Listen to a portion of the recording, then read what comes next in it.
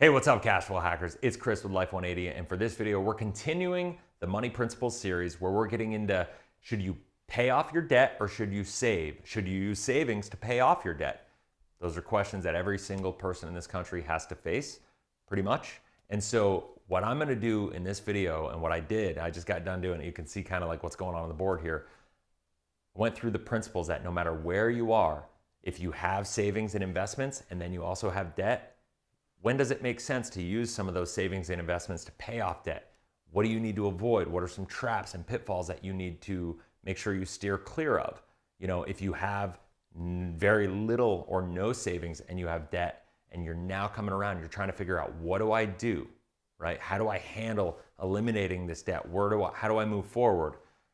This is gonna be an amazing video for you. It's gonna show you the framework and the step-by-step process you need to take to get to where you wanna go. So enjoy, and if you haven't already, make sure you subscribe and share this video with somebody, because I promise you, you know somebody that probably is going to be interested in learning about this from a personal financial perspective. I've said it, I'm going to say it again. There is no freedom without financial freedom, and that's why I'm doing this series, because you can't make an educated decision until you understand basic financial principles, and that's why I'm doing this series. So enjoy, and we'll see you at the end. Hey, what's going on, cash flow hackers? It's Chris with Life 180. In this video, we're gonna be talking about a pretty controversial topic, and that is, should you utilize your savings to pay off debt, or should you save or pay off debt? Like, a lot of times, people are forced to kind of choose between these two options. People are, maybe you are in a situation where you have some money in a savings account, and you have some debt, some credit card debt, some student loan debt, some consumer debt in some way, shape, or form. And maybe it's a car loan or something like that. And so you have the savings and then you have the debt, and you're trying to be like, should I use this to pay this? Or maybe you're like most Americans and you have a lot of debt, and or maybe more debt than you'd like and less savings than you'd like to have. So the question then becomes, should I save or pay off my debt first? And so what I want to do in this video is kind of like tackle this from all these different angles, break it down, look at the math behind it, and look at not just the math, but like ultimately making sure that you're putting yourself in a position where you're not overly exposed to risk. You know, because I think at the end of the day, there are bare minimums that everybody should have from a liquidity perspective. It's not going to be the same for everybody, right? Like, I think that's an important thing to understand, and I think it depends on what kind of debt you have. And so let's just get right into this and talk about it. So I'm gonna go to the board really quick, because I think it's easier to kind of talk about this a little bit over on the board here, and to kind of draw it out. And so when you look at debt, right, and we think about like how much, you know, should you save or pay off debt? So let's just talk about, you know, debt and how much you have, and like the types of debt you could have. You could have car debt, you could have mortgage debt. I'm gonna just do more. You could have credit card debt. You could have student loan. I'll just do SL for student loan debt. You can have all these different types of debt, and obviously the list goes on and on and on. And I could go there. And so the question is, you know, what debt should you prioritize? And then you have savings, right? And so you know, if you have, let's say, a pile of money, you know, should you utilize this money to pay this debt? And the answer is, it depends. How much money do you have? And so how much do you have saved? I will tell you, I talk to hundreds of people about this stuff. I mean, literally hundreds of people every single year about these topics. And what I will say is that it's very rare for me to have a conversation and find people that have a lot of debt and a lot of savings. That's very uncommon, right? What is typical is that people have a lot of debt, and now they're kind of coming to the realization that they need to save more. And so now it's like, do I pay off my debt or do I save? And so I'm going to get there, but let's just talk about this really quickly. The question is, if you do fall into that small percentage of households that has a lot of savings and has some debt, should you use this? The other thing I'll say to this is, out of savings, it's not really savings from a technical perspective, but maybe it's investments, right? A lot of people have investments and they have more money there, but then their investments, and this specifically comes into play with a credit card conversation, because you're talking about 18% right? Maybe your investments are earning 6 to 8%.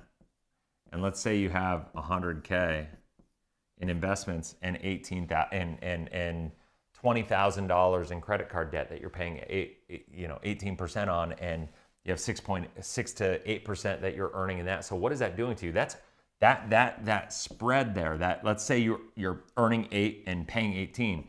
That's a negative 10% arbitrage, right? So that is costing you 10% of inefficiency in the growth of your money. So that $20,000 of credit card debt at 18% is killing the performance of your investments from a net worth perspective. Remember, last video, I got into what is your net worth.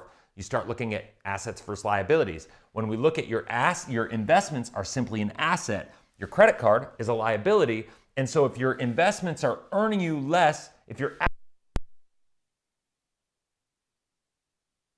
eliminate that liability that is draining your wealth earning potential, it's draining the control out of your life. Now, here's the other thing that I would say to this is that, like, sometimes, let's face it, sometimes it's you need to carry this debt. You need to, like, it makes sense to have it. But the bottom line is, most of the time, you are going to want to eliminate this. And now I don't want this to be cookie cutter. You have to do not take this as personal advice. I'm just talking principally. When we look at the math behind this, at that rate, it's costing you literally, well, 18% on $20,000. That's $3,600 a year in interest expense, right? That's what that's costing you if you're just making the interest payments and you're paying the minimums on your credit card. So that is and all the while, the 8%, you're only $1,600. So that's $2,000 of wealth potential that is going out the window in this specific scenario, right? That's and for what? For no reason. Like, you have the money, just do it. Now, depending on where the investments are, if it's in a qualified account, there may be taxes and penalty and stuff like that. And so that's a different conversation to have. That's something that you'd want to talk to a professional financial person to see if it's the right decision for you. And you have to make sure that it's in alignment with your values and beliefs, and, like, how do you think the world is going right now? You have to kind of make that decision. But the bottom line is, if it's me, and I can't tell you what you should do, but if it's me, if I had the money over there in investments, I'm going to, and it's only earning 6.8 and I've got this going on, then I'm absolutely doing it. But here's why I'm doing it, because, well, I guess before I say why I'm doing it, I'm going to say why you need to be careful about doing this. And this is like a cautionary tale, right? I've seen people, sadly, go through and they say, okay, I'm going to liquidate an investment because the math works, but then I'm going to pay this 18%. Now all of a sudden I've got a credit card limit that's still really high, which is a good thing because that can be utilized in different ways for protectionary reasons, right?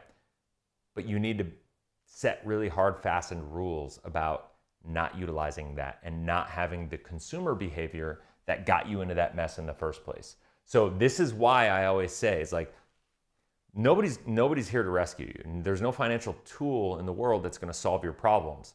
The only person that's going to be able to solve your problems is you, your behavior, who you become. You are where you are. You got to this place because of who you are, right? That's it. If you want to get different results in your life, you need to grow, you need to evolve, you need to redo your habits. So people that tell you that this is not the right way to go, they're telling you they don't have faith in you becoming who you need to be, right? Like, and I refuse to come from that perspective. That's just kind of how I look at this stuff. And so that is if you have savings or investments above and beyond what your debt is. Because if we look at this from a net worth, right? Because this, if you remember, last video I went through the net worth statement. If you look at this from a net worth perspective, then we're looking at this being like, all right, of course, it becomes a no-brainer. I need to pay this off.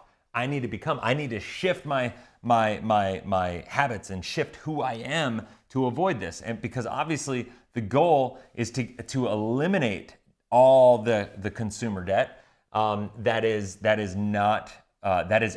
costing us more than what we're earning on the asset side. That is the important thing to understand.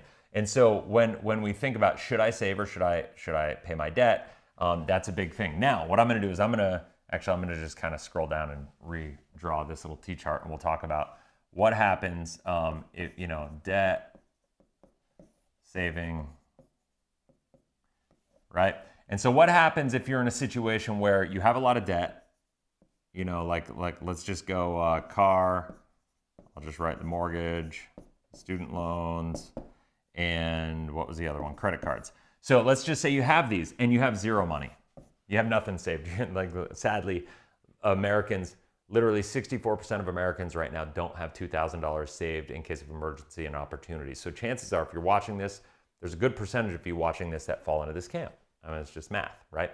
And so if that's the case, what we're doing here is, what I want you to see, and I think is really important for you to understand, is that from this point in time, now it gets beyond the math, because if you're paying 18% here, and if your student loans are 8%, and your mortgages, say 4%, because you got a mortgage a while ago, let's say 4 to 7% in today's market. If your car is, 5%, all these things, the question is, if I save, I have, there's 0%, maybe 0 to 1% that you're going to earn on savings right out of the gate, right? So it's going to be kind of a negative, like it doesn't make any sense. But the bottom line is there's risk with not having money saved, because the market is cyclical, right? So the biggest thing that you need to do first and foremost is you need to get your financial foundation built, right? So there's a management component of it. And so what I would say is that you need to get to about 2 months minimally of expenses saved. And when you get to 2 months of expenses saved on the savings and the savings column of the net worth statement, then you can take the extra cash flow and start paying down and chunking away bigger chunks. And from here, you chunk away at the highest interest rate, the most inefficient debt that you have. I know Dave Ramsey's Debt Snowball gets into the psychology of paying off the smallest balances first, not looking at the interest. I want you to list out all of the expenses. I want you to go through, and I'll include worksheets on here. I'll actually go down in the description. There will be a link that you can go down, and I have worksheets that will help you be able to map all of this stuff out. Completely complimentary, completely free for you to be able to get access to, because I know the impact that it will make in your life if you can just access this and do it the right way.